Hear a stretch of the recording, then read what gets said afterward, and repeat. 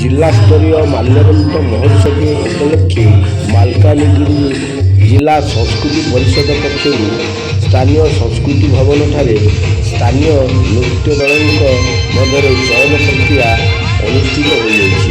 ଏଥିରେ ବିଭିନ୍ନ ଅଞ୍ଚଳରୁ ବିଭିନ୍ନ ସ୍କୁଲ କଲେଜର ଛାତ୍ରଛାତ୍ରୀ ଓ ବିଭିନ୍ନ ଗ୍ରାମାଞ୍ଚଳର ନୃତ୍ୟ କଳାକାରମାନେ ଉପସ୍ଥିତ ରହି ସେମାନଙ୍କର ସାଂସ୍କୃତିକ କାର୍ଯ୍ୟକ୍ରମ ପ୍ରଦର୍ଶନ କରିଥିଲେ।